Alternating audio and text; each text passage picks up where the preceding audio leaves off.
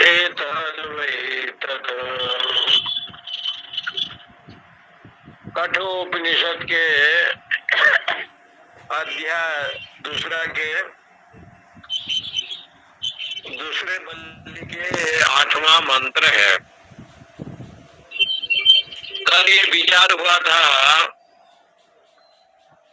कि योनि मन्ये प्रपद्यन्ते शरीरत्वाय देहिनः स्थाणु मन्ये अनुसयन्ति यथा कर्म यथा श्रुतम्। वेदांत का कहना यह है कि जितने भी देहधारी प्राणी हैं जो शरीर को धारण करते हैं, योनि मन्ये प्रपद्यन्ते, कर्म और ज्ञान के अनुसार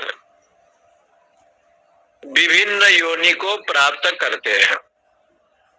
स्थाणु मन्ये अनुसयन्ति यथा कर्म यथा श्रुतम्।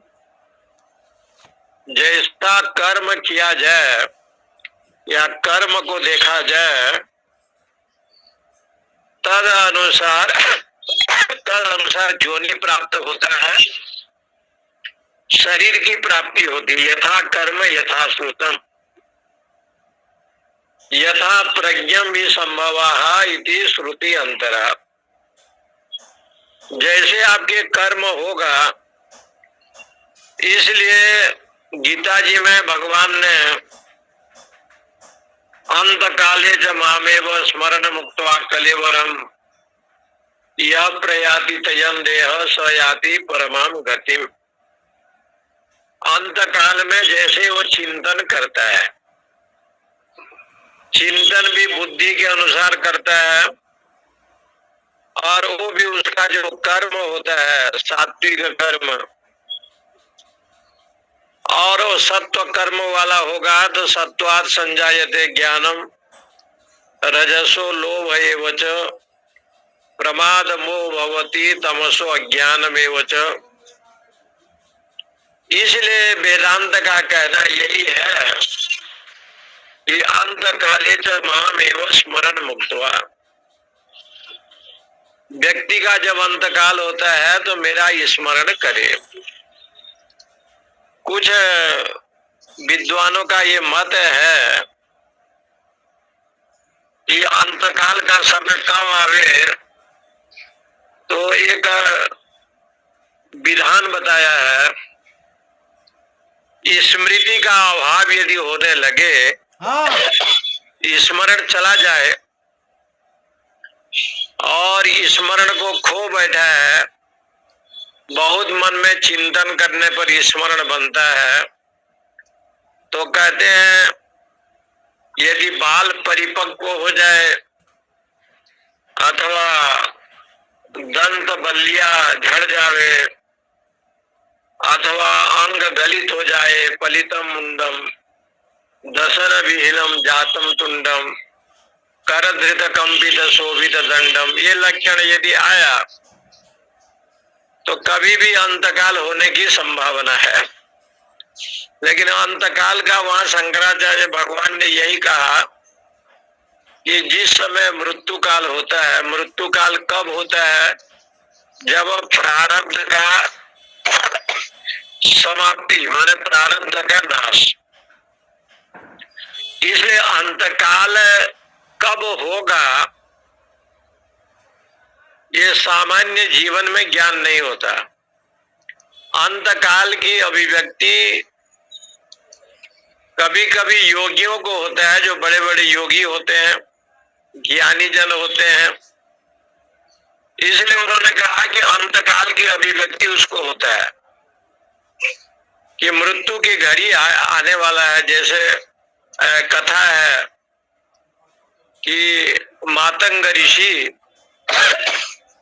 बहुत तपस्वी हैं, लेकिन भगवत दर्शन करने के अभिलाषी हो करके भी भगवान का दर्शन नहीं हो पाया, तो अपने शिष्या सबरी जी को त्रिकालदर्शी मातंग ऋषि ने कहा कि भगवान एक बार इसी रास्ते पे आएंगे और दर्शन देंगे, उनकी प्रतीक्षा करना। और गुरु की आज्ञा के अनुसार सबरी ने प्रतीक्षा की। इसी प्रकार से कभी कभी बड़े बड़े योगियों को भी, ज्ञानी जनों को भी ऐसे बताया है कि शरीरम पातयामी वा, शरीर का पतन का समय भी आ सकता है। इसलिए उस समय को ध्यान में रखते हुए भगवत चिंतन करते हैं। इसलिए भगवान का कहना यही था, तद्भाव भावित, ये शब्द प्रयोग नहीं करते। यदि अंतकाल का ज्ञान सबको हो जाता, मृत्यु काल का, तो कहते हैं तद्भाव भावित, मृत्यु की घड़ी कभी भी देह का अभाव हो सकता है, देह का नाश हो सकता है। इसलिए अंत काले च मामेव स्मरण, मेरा स्मरण करते हुए उक्त्वा कलेवरम, ये जो कलेवर है, ये जो देह है, देह को एक कलेवर बताया। कलेवर वैष्णवों में कलेवर कहते हैं सब्जी को जो अमोनिया करते हैं या जो सब्जी को काटते हैं, जैसे केला है, जैसे आपका कोई भी सब्जी हो, लौकी है, तो कहते हैं हम कलेवर कर रहे हैं। इसका मतलब ये नहीं कहते वैष्णव समाज में कि छील रहे हैं, हम लोग कलेवर कर रहे हैं। और जब केला को आप कच्चा केला को सब्जी बनाएंगे, जितना छीलेंगे नहीं उतना उससे जो है ना ये धागा जैसे निकलेगा, इसी को कलेवर कहते हैं। और ये कलेवर बहुत प्यारा शब्द है संस्कृत में, इसलिए उन्होंने जो है ना भगवान ने ये देह को कलेवर कहा। मृत्यु देवता इसको सब्जी बनाता है। बोले कहाँ से आप सब्जी बना रहे हैं? वही लौकी, वही करेला, वही बैंगन, वही आलू, वही पत्ता गोभी, वही टमाटर, ये सब सब्जी बना रहे हैं। तो मृत्यु ने कहा कि मैं जितने शरीर मिलता है आपको, ये सब मेरे लिए कलेवर है, नया नया सब्जी की तरह, और हम इसको साग बनाते हैं। मृत्यु यस्य उपसेचनम, इसलिए ये सब सब्जी है। अनेक प्रकार के जो शरीर है ये कलेवर है, समझे। और ये कलेवर मिला हुआ है, इसलिए ये जो कलेवर शब्द का प्रयोग भगवान करते हैं, उससे सिद्ध होता है कि तुम्हारा जन्म और हमारा जन्म बहुत बार हुआ, लेकिन तुम नहीं जानते, हम जानते हैं। क्योंकि आपका भी जन्म बहुत बार हुआ है और मेरा भी बहुत बार जन्म हुआ है, लेकिन मैं मायापति हूँ, इसलिए मैं सब जानता हूँ। इसलिए शास्त्रकारों ने इस बात को उठाया। एक रोचक कथा जो है ना शास्त्रों में आया है, प्रहलाद जी को जब भगवान ने दर्शन दिया और हिरण्यकश्यप का वध भगवान ने किया, और प्रहलाद जी जब स्तुति करने लगे, तो भक्त प्रहलाद को देख करके भगवान बड़े प्रसन्न हुए और हिरण्यकश्यप के वध के बाद प्रहलाद जी को भगवान ने कहा कि वरदान मांगो। तो बोले कि कोई वरदान की इच्छा नहीं है, आपका दर्शन हो गया। तो भगवान ने वरदान दिया कि प्रहलाद तुम्हारे वंश में जो भी होगा उसका वध हम नहीं करेंगे, उसको मारेंगे नहीं। तुम्हारे बाद जो तुम्हारे पुत्र पुत्रादि होंगे उनका नाश हम नहीं करेंगे, मारेंगे नहीं। तो कालांतर में प्रहलाद जी का एक पुत्र हुआ, नाम था विरोचन। विरोचन नाम के उनका एक पुत्र हुआ। अब प्रहलाद जी वैकुंठ चले गए विरोचन बड़ा हुआ तो लोगों ने समझाया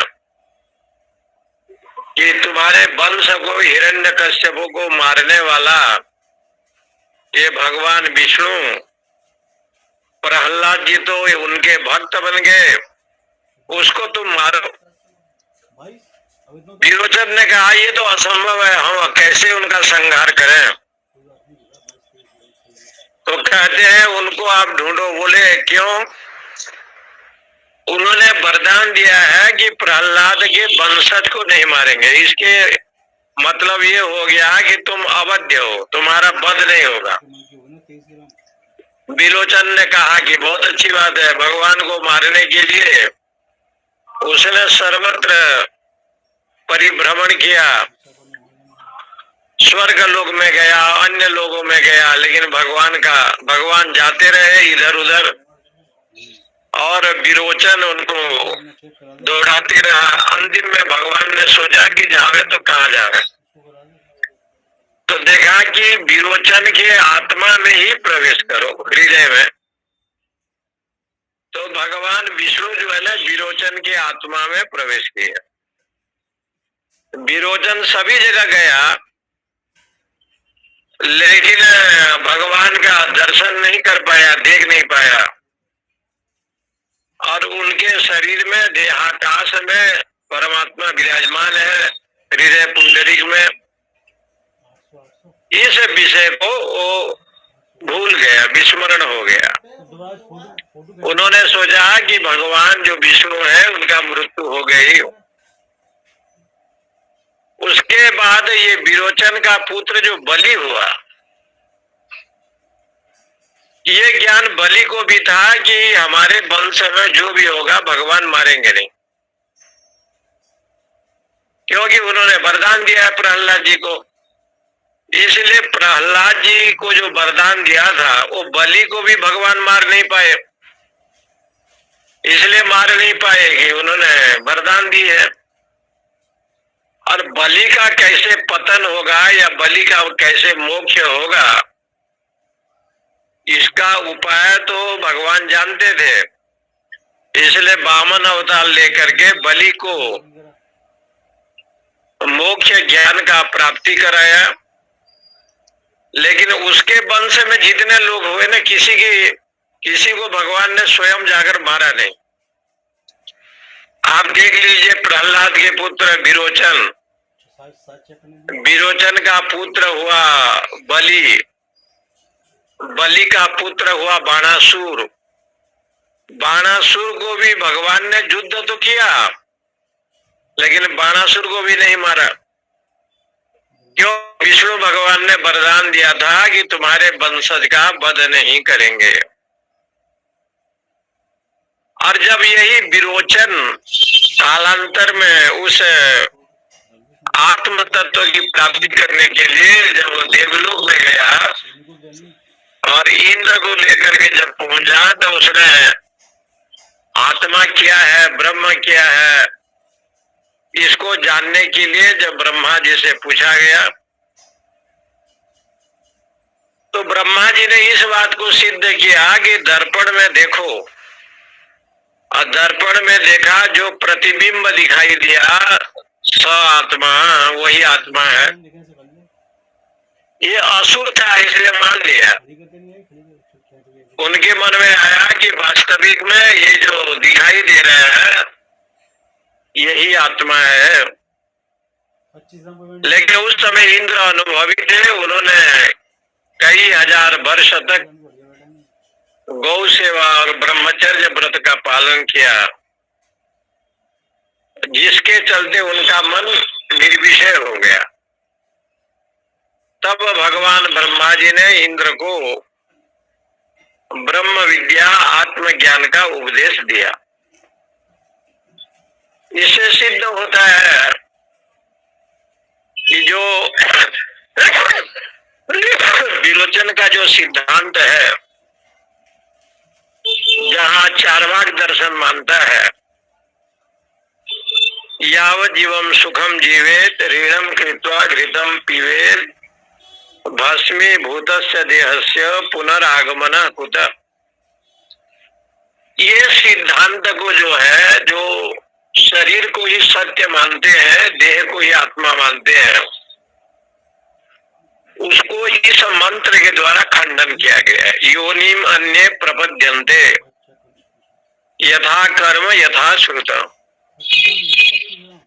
जो लोग परलोक में विश्वास नहीं करते और पुनर्जन्म को नहीं मानते, ऐसे जो नास्तिकवादी लोग हैं, चार्वाक दर्शन आदि,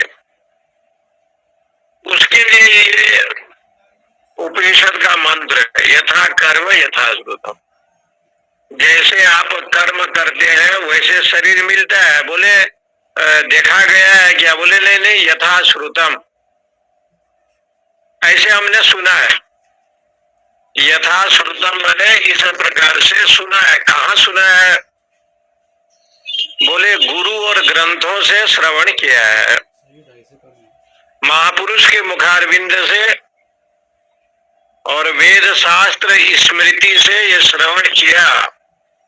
योनिम अन्य प्रपद्यन्ते, इसलिए 4 योनि बना दी, अंडज, उद्भिज, स्वेदज, जरायुज। 4 प्रकार की योनि जो है ना परमात्मा ने बनाया। चातुर्वर्णम भी बनाया, 4 पुरुषार्थ भी बनाए, धर्म अर्थ काम मोक्ष। 4 जोनि भी बनाया और 4 का प्रतिपादन भी शास्त्रों में किया। जागृत, स्वप्न, सुषुप्ति, तुरीय, ये 4 का प्रतिपादन किया। उस क्रम में ये जो मंत्र भाग है यहाँ पर ज्ञान कांड, यहाँ पर कहते हैं यह सुप्तेषु जागर्ति कामम कामम पुरुषो निर्मिवाणः तदेव शुक्रम तद ब्रह्म तदेव अमृतम उच्यते तस्मिन् लोकाः श्रिताः सर्वे तदउ न अत्येति कश्चन एतद्वैतत्। तो कहते हैं ऐसा सुप्तेषु, जब शरीर के अंदर स्वप्न काल में प्राणादि सो जाते हैं तो कहते हैं जागृति। उस समय भी जो है ना ये चेतन जगता है, इंद्रियां सो गई, मन भी लुप्त हो गया और आप गहरी नींद में चले गए, स्वप्न काल में सो गए, सुसुप्ति भी आया तो उस समय भी गहरी नींद में चला गया। लेकिन जागता कौन है? जागृति जागता है। कौन? कामम कामम पुरुषो निर्मिमाण। उस समय ये अखंड चेतना, जो चेतन है वो जगता रहता है और अनेक प्रकार से कामना करता है। इसलिए कामम पुरुषो निर्मिमाण, और जग करके वो सोता नहीं है। निर्मिमाण, अनेक प्रकार के कामना की कल्पना करता है। इसलिए तदेव शुक्रम, वही शुक्र है। शुक्र शब्द का अर्थ शुद्ध है। तद ब्रह्म, वही ब्रह्म है। तदेव अमृतम उच्यते, उसी को अमृत कहा गया है। तस्मिन् लोका श्रिता, इसलिए संपूर्ण जगत उसके आश्रय है, संपूर्ण लोग उनके आश्रय में रहते हैं। सर्वे तदु न अत्यधिक कश्चन, इसलिए उसको छोड़ करके अन्य कोई नहीं है। एतद वेतद, इसलिए नचिकेता उसी को ब्रह्म कहेंगे, वही ब्रह्म है। एषा सुप्तेषु प्राणादिषु जागृति न स्वपिति। प्राण आदि जब सो जाते हैं तो वही अखंड चेतना जगता रहता है। बोले वो सोता नहीं है। यदि वो सो जाए तो महाप्रलय हो जाएगा। वो हमेशा जगता रहता है। कथम? कामम कामम तम, इसलिए वो जिस प्रकार से कामना करता है, मन में इच्छा करता रहता है। बोली इच्छा क्यों करता है? तो लिखते हैं अविद्या या निर्मिमाणु, अविद्या के चलते अविद्या के चलते अनेक प्रकार की कामना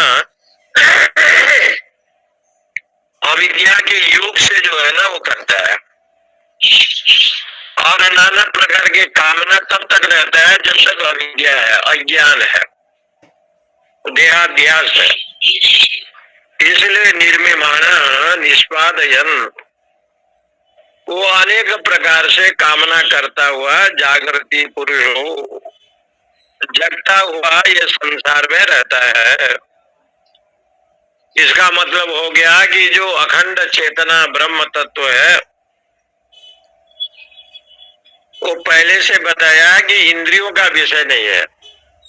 मन है, बुद्धि है, अंतःकरण है, इंद्रिय है, सब सो जाती हैं, लेकिन जो चेतन ब्रह्म है ना वो सोता नहीं है, वो एक रस है, वो जगता रहता है।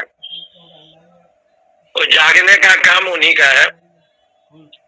इसलिए शुभ्रम शुद्धम, यदि वो नहीं जगता तो आप सुबह 4 बजे कैसे उठते? नींद आई, आप सो गए और सुबह सुबह उठ गए। फिर जो निद्रा के रूप में आया और सुलाया वही जगाया।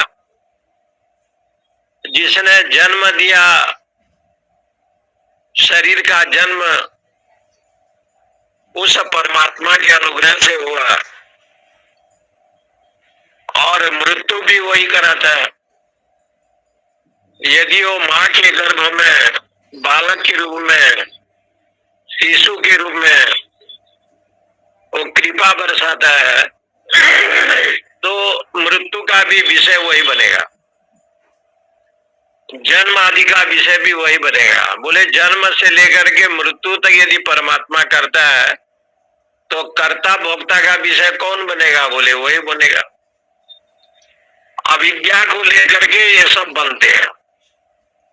इसलिए हमारे यहाँ इनकमिंग वॉइस कॉल फ्रॉम +91 अविद्या उपहित जो चैतन्य है उसको जीवात्मा कहते हैं।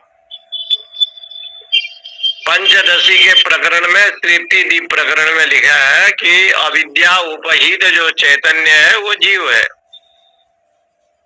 और माया उपहित जो चैतन्य है वो ईश्वर है। इसलिए ईश्वर अंश जीव अविनाशी ऐसे कहा गया। चेतन अमल सहज सुख राशि, वो चेतन भी है, उसमें कोई मल दोष भी नहीं है, और सुख का स्वाभाविक लक्षण उनमें विद्यमान है, सहज सुख राशि। इसलिए यहाँ पर कहते हैं कि ऐसे जो चेतना है, तस्मिन लोकाश्रिता शुभ्रम शुद्धम तद्ब्रह्म, वही ब्रह्म है, वही अविनाशी है। सर्वशास्त्रेषु उच्यते, सभी शास्त्रों में कहा। परंतु ये जो भाव बनता है ये क्यों ऐसा होता है? तो कहते हैं कि भाई ब्रह्मणि आश्रिता सर्वलोक कारणत्वा तस्य, सब तो ब्रह्म में आश्रित है। वही सूर्य है, वही चंद्र है, वही अग्नि है, वही वायु है, वही प्राण है, और प्राण का प्राण भी वही है। इसलिए कहते हैं तदु नास्ति कश्चन, उसको छोड़ करके अन्य कोई है नहीं। तब ना भगवान को कहना पड़ गया कि शरीर के नाश होने पर भी आत्मा का नाश नहीं होता।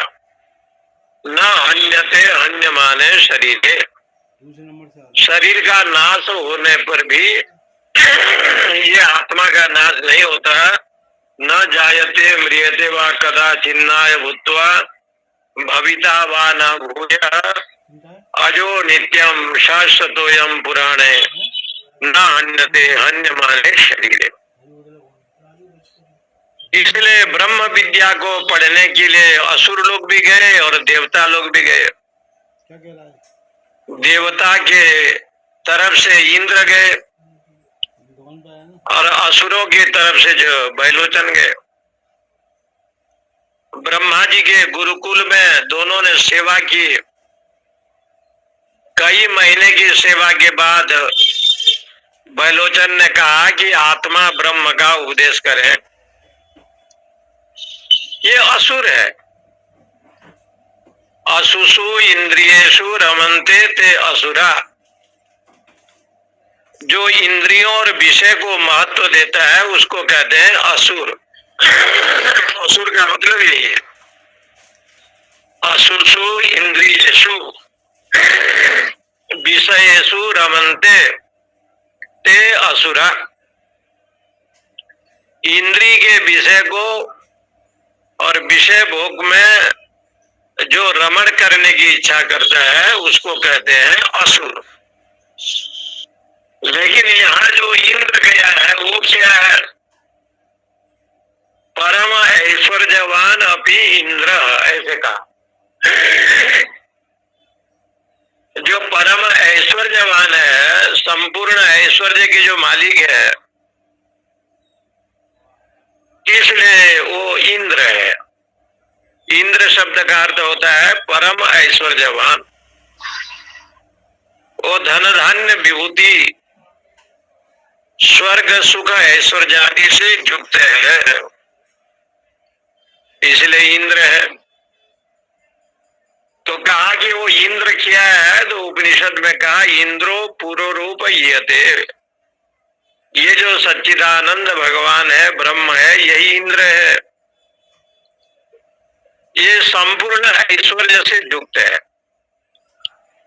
तो कहा स्वर्ग में रहने वाला इंद्र, वो भी तो इंद्र है। तो कहा वो स्वर्ग में रहने वाला जो इंद्र है संपूर्ण विभूति से युक्त नहीं है। भले उसके पास अमृत का घड़ा है, स्वर्ग आदि में अप्सराएं हैं, हा हा हु गंधर्व है। इसलिए भगवान ब्रह्मा जी ने कहा कि विषय भोग से जब तक उपरत नहीं रहोगे तो उस आत्म ब्रह्म विद्या को जानने का अधिकारी कोई नहीं हो सकता। इसलिए उसके अधिकारी बनने के लिए ब्रह्मचर्य पूर्वक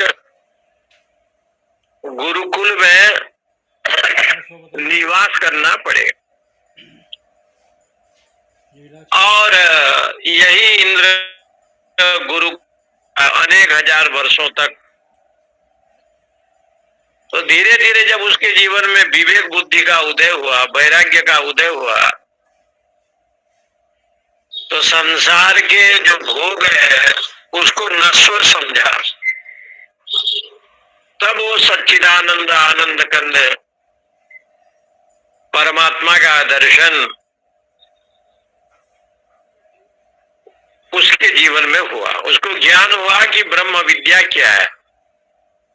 भस्म जाता, हम किससे उत्पन्न हुए? तो उन्होंने बताया ये प्रातिभाषिक सत्ता जितने होते हैं स्वप्न काल में, स्वप्न संसार में आप जाएंगे तो वो सत्य दिखाई पड़ेगा,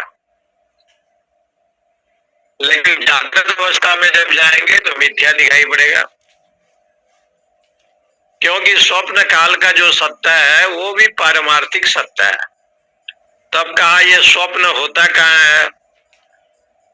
तो पंचदशी में उठाया कंठ प्रदेश से ये स्वप्न का संचार होता है।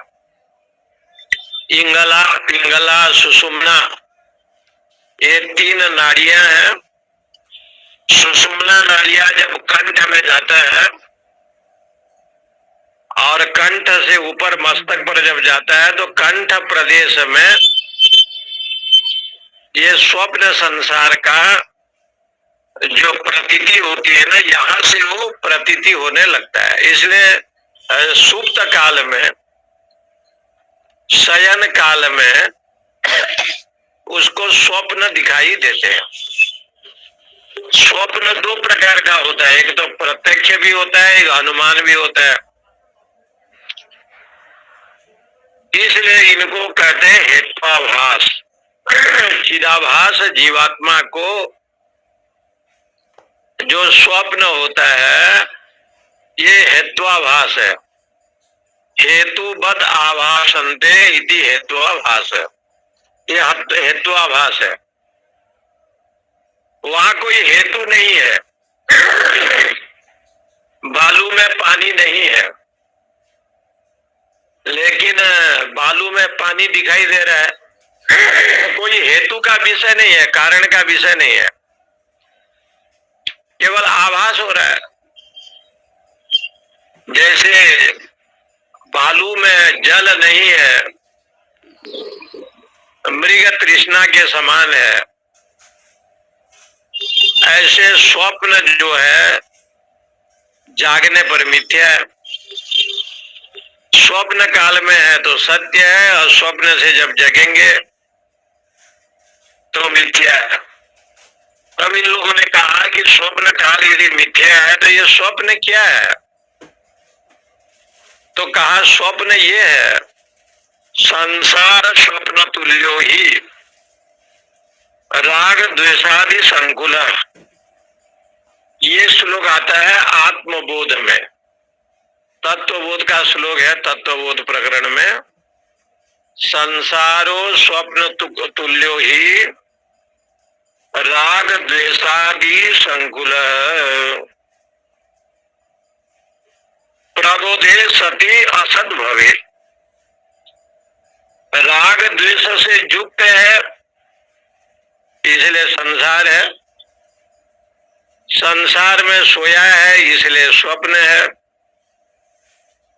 जब वो प्रबोध हो जाएगा, जग जाएगा, सत्संग स्वाध्याय वेदांत श्रवण आदि के द्वारा जब जग जाएगा तब प्रबोधे सती असदवद भवे, उसको असत जैसे दिखाई पड़ेगा, असत जैसे दिखाई पड़ेगा। इसलिए ये संसार स्वप्न कब है? जब तक जगा नहीं। यस्याम जागृति भूतानि सा निशा पश्यतो मुने। जब वो जग जाए, जग जाने का मतलब है वेदांत जन्य जो श्रवण मनन निधिध्यासन करे तो कहते हैं अनेक तार्किक कुबुद्धि विचलित अंतकरणाना। इसलिए अनेक जो तार्किक लोग हैं जिन्होंने कुबुद्धि प्रदान किया, ऐसे सुन करके जिसका चित्त चंचल हो गया हो, प्रमाण उपपन्नम, जिसमें कोई प्रमाण नहीं है, वही व्यक्ति जो है इस ब्रह्म तत्व को जानने का अनधिकारी है। अनरिजु बुद्धि नाम, असत्य बुद्धि में दौड़ता है। उसके लिए पुनः एक उदाहरण के रूप में आत्मा का जो प्रतिपादन है भगवान जमराज जी करते हैं। अग्नि यथेको भुवनम प्रविष्टो रूपम रूपम प्रतिरूपो बभूव एकस्तथा सर्वभूतांतरात्मा रूपम रूपम प्रतिरूपो बहिश्च अग्नि ही यथा एको भुवनम प्रविष्टो रूपम रूपम प्रतिरूपो बभूव एका तथा सर्वभूतांतरात्मा रूपम रूपम प्रतिरूपो बहिश्च अग्नि यथा एको एको अग्नि। संसार में अग्नि एक है, जैसे एक ही अग्नि भुवनम प्रविष्टो 14 ब्रह्मांड में विद्यमान है, संपूर्ण ब्रह्मांड में विद्यमान है, लेकिन रूपम रूपम उसका जो रूप है प्रतिरूपो बहुव, भिन्न भिन्न भूतों में भिन्न भिन्न भुवनों में प्रतिरूपो बभूव, वो प्रविष्ट है और सभी रूपवान वस्तु के अनुसार है। प्रतिरूप बहु माने प्रतिरूप हो जाता है। एकस तथा सर्वभूतांतरात्मा, ऐसे एक ही ब्रह्म तत्व संपूर्ण भूतों में है। सर्वभूतांतरात्मा, सभी भूत प्राणी में विद्यमान है। एक ही आत्मा संपूर्ण भूत प्राणी विद्यमान है।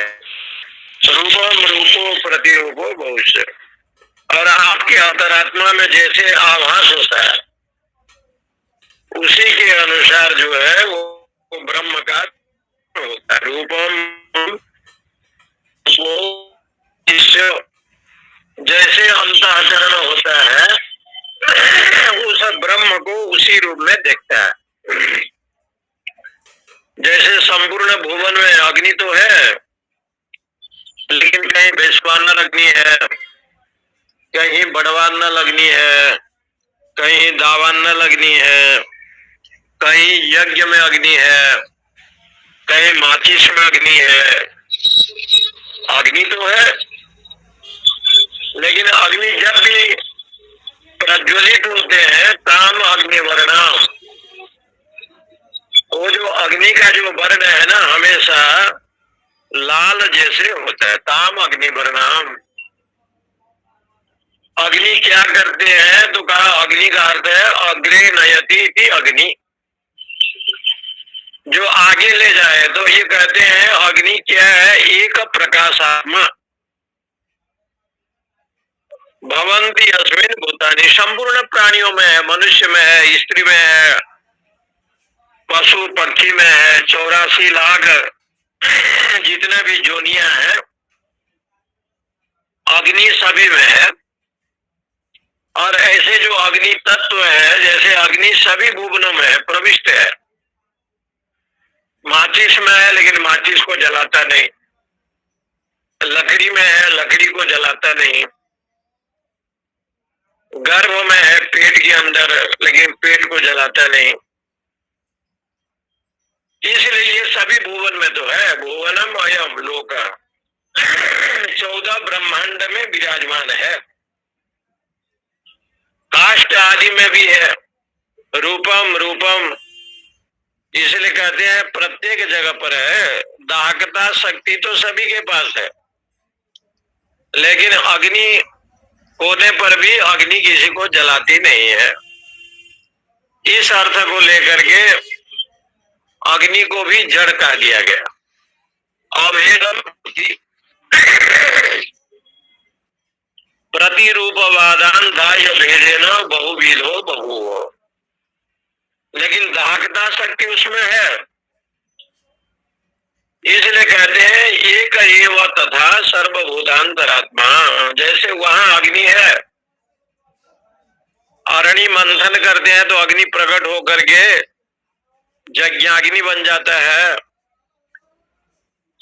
और अग्नि जो है लकड़ी आदि को काष्ठ आदि को जला देती है। इसी प्रकार से अंतरात्मा, ये जो ब्रह्म तत्व है सभी भूतों में है। अभ्यंतर आत्मा अति सूक्ष्मत्व, बोले आत्मा का दर्शन, आत्मा इसी रूप में अग्नि के समान संपूर्ण शरीर में प्रविष्ट है।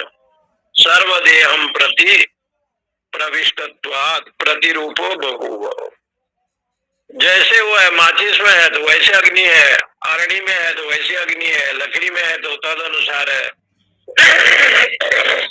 यज्ञ में है तो उसी प्रकार के है।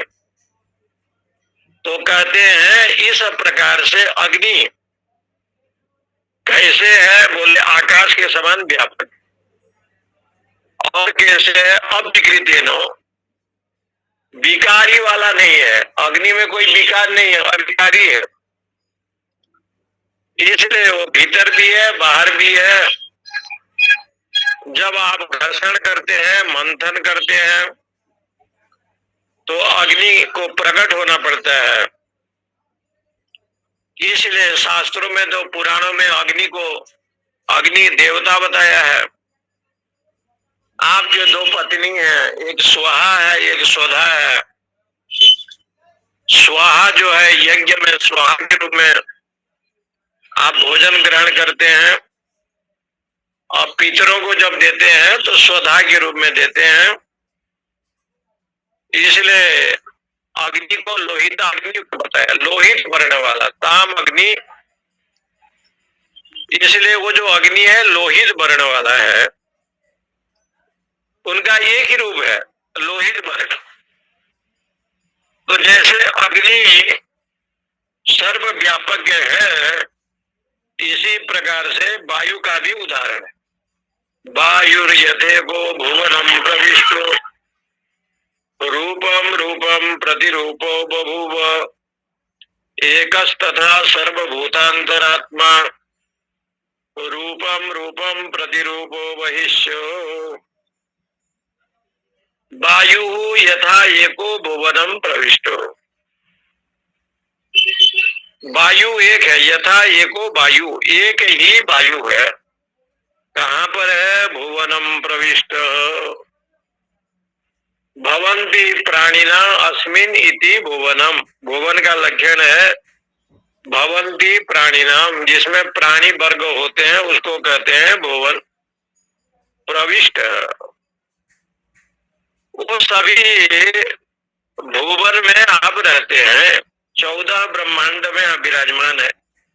रूपम रूपम प्रतिरूपो बहुव, वो वायु का जो है ना भिन्न भिन्न रूप है, ऐसे शास्त्रों में कहा।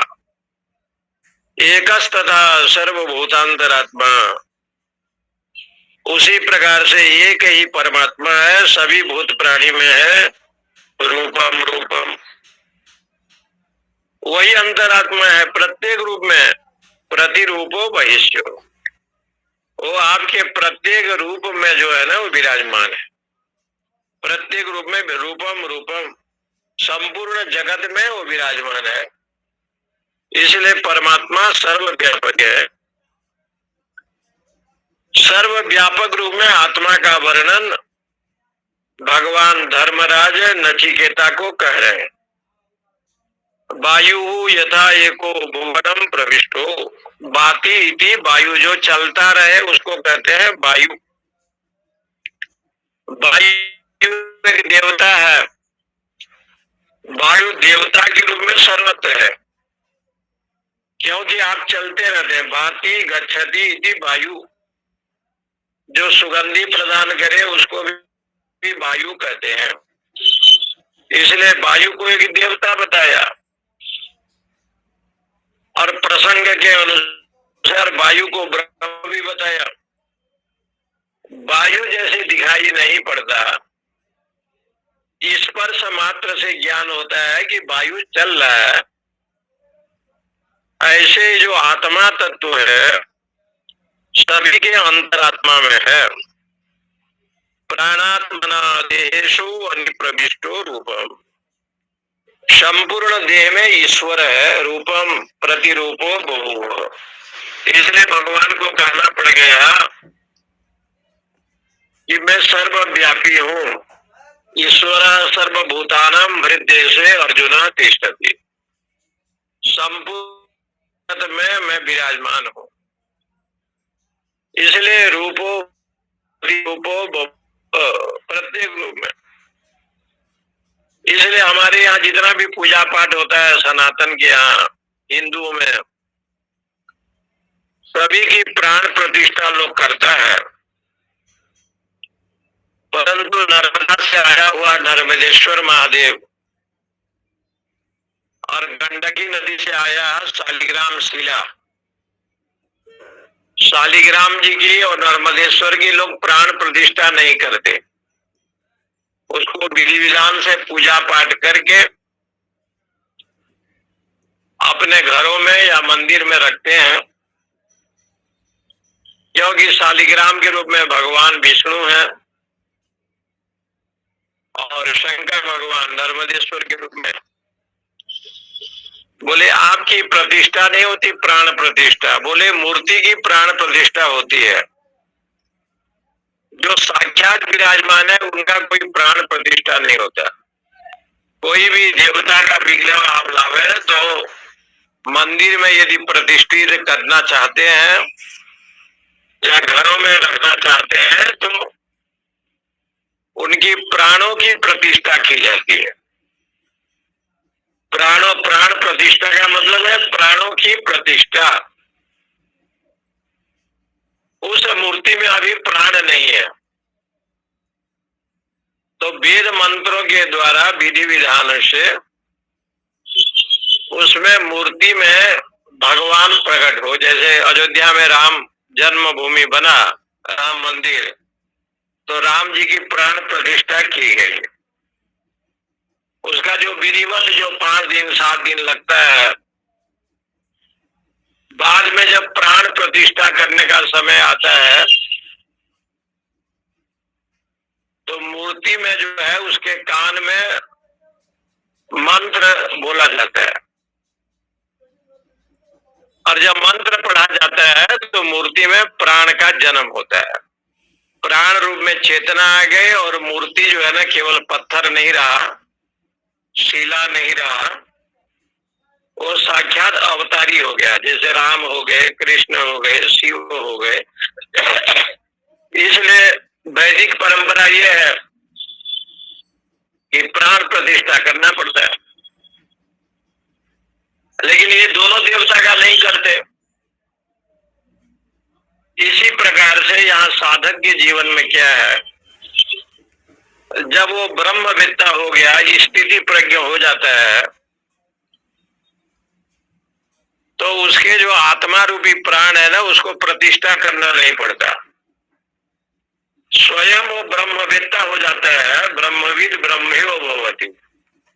तो उसके दृष्टि में सर्वव्यापक, जैसे यहाँ वायु है, ऐसे सर्वव्यापक के रूप में भगवत दर्शन करता है।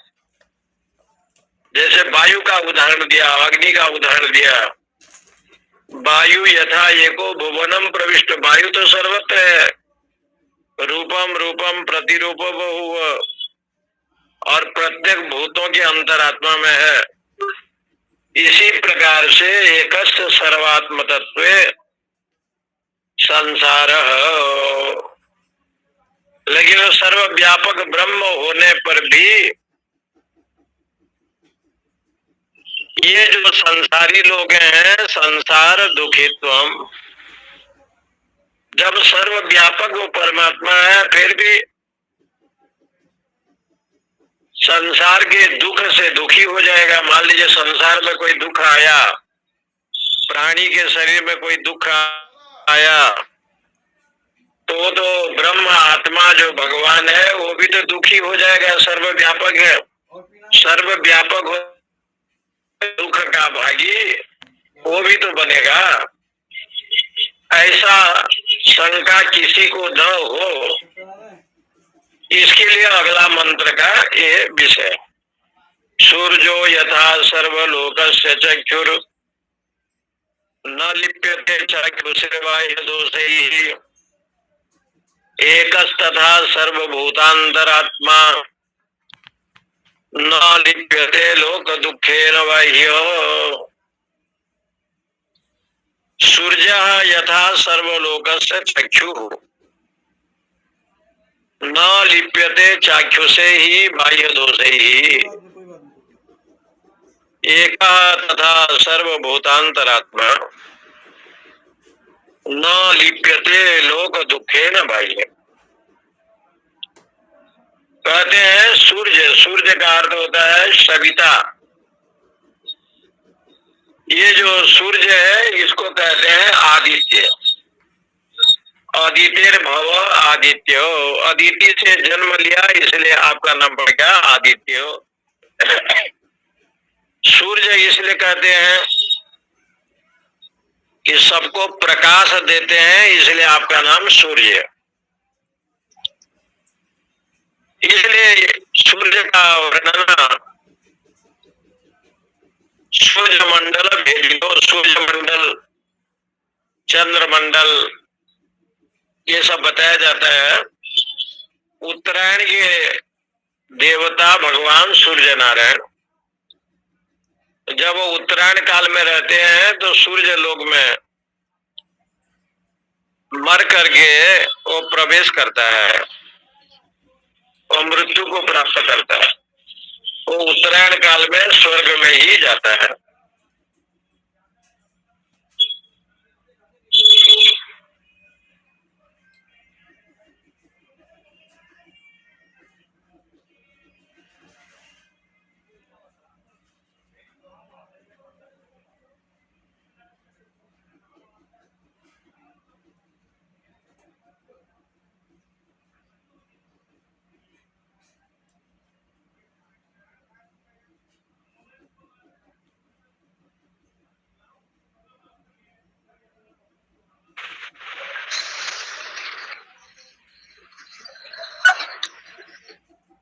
सूर्य यथा सर्वलोकस्य चक्षु। संपूर्ण प्राणी का ये सूर्य भगवान नेत्र हैं। सर्वलोकस्य चक्षु न लिप्यते। सूर्य जब उदय होता है तो सुगंध को भी देखते हैं, दुर्गंध को भी देखते हैं, लेकिन चाक्षु से बाह्य दोष से न लिप्यते। लेकिन वो दुर्गंध सुगंध में लिपायमान नहीं होते। अपने चक्षु से दुर्गंध और सुगंध को वो लिपायमान नहीं होते। देखते तो हैं लेकिन उसमें युक्त नहीं होते, न सुगंध से न दुर्गंध से। एकस्तथा सर्वभूतांतरात्मा। इसी प्रकार से अखंड चेतना जो आत्मा है, ब्रह्म है, वो संसार में रह करके सबको देखता है। न लिप्यते लोक दुखे न भय। संसार के दुख से वो दुखी नहीं होता और संसार के सुख से सुखी भी नहीं होता। उसमें न सुगंधीपना है न दुर्गंधीपना है, न दुर्गुण है न सगुण है। इसलिए न लिप्यते लोक दुखे न भाई। वो प्रकाश देना उनका काम है। लेकिन किसी के दुख से देख करके दुखी हो, किसी के सुख से सुखी हो। गीता जी में तो भगवान ने स्पष्ट कर दिया, अज्ञानेनावृतम ज्ञानम तेन मुह्यन्ति जन्तव। परमात्मा किसी के सुख और दुख को ग्रहण नहीं करता, क्योंकि वो इंद्रियातीत है। सुख और दुख जो है ना, ये मन का विषय है। और ये मन में जो होने वाला जो विषय है, अहम सुखी अहम दुखी, देह के तल पर है, गुणों के तल पर है। प्राण को लेकर के नाना प्रकार से षड उर्मी जिसको कहते हैं, ये सब मन प्राण का विषय है। लेकिन ब्रह्म तत्व तो इससे अलग है। इसलिए वो अज्ञानेन वृतम ज्ञानम तेन मुह्यन्ति जन्तव। अज्ञान से वो ढका हुआ है। प्राणी जो है ढका हुआ है। ना दते कस्यचित् पापम न चैवम सुकृतम विभु अज्ञानेन वृतम ज्ञानम तेन मुह्यन्ति जन्तव। इसलिए प्राणी सोच नहीं पाता। इसका मतलब ये नहीं है कि आप पुण्य कर्म करेंगे तो सुख न मिले, कोई पाप कर्म करे तो उसको दुख न मिले, ये नहीं है। जो विधि का विधान है और शास्त्र है, वेदों में जो विषय निर्धारित की गई है, विधि और निषेध, उसका फल के ऊपर भी विचार किया गया है। इसलिए यहाँ पर कहते हैं जैसे सूर्य है सविता, सूर्य यथा चक्षुष आलोकेन उपकारम कुर्वन्। ये बड़ी कृपा करते हैं प्रकाश से, लोक का उपकार करते हैं। परंतु अपवित्र वस्तु को भी तो प्रकाशित करते हैं। इसलिए कहा कुर्बन मूत्र पुरुषादि अशुचि। जैसे कोई मूत्र है, पुरुष है, दुर्गंध है, इसको भी प्रकाश करते हैं। तो इसका मतलब सूर्य भगवान उसको ग्रहण करते हैं, ये नियम नहीं है। इसलिए लोगों ही अविद्या, ये अविद्या के चलते आत्मा में लोग आरोपित करता है। स्वात्मनि अध्यस्तया, आत्मा में अविद्या के चलते काम कर्मोद्भवम, कामना और वासना से युक्त होकर जीव ही हम सुखी ये भाव रखता है। न तो सा परमार्थता स्वात्मनि, वास्तविक में परमार्थ में है। जैसे रज्जु सुक्ति गोचर, रज्जु में सांप को देखता है, सीप में चांदी को देखता है, मरुस्थल में जो है वो जल को देखता है। गोचर गगनेशु, आकाश में जो है मलिनता को देखता है। ये तो अज्ञान का विषय है। ये ब्रह्म में ये सब संबंध नहीं है। सर्व रजत उदक मलानी न रज्ज्वादीनाम स्वतो दोष रूपाणी। इसलिए वास्तविक में ये मन का विषय है। ब्रह्म असंग है, जैसे सूर्य असंग है। सूर्य प्रकाश देते हैं, अंधकार का नाश करते हैं, इसलिए ज्ञान स्वरूप सूर्य है।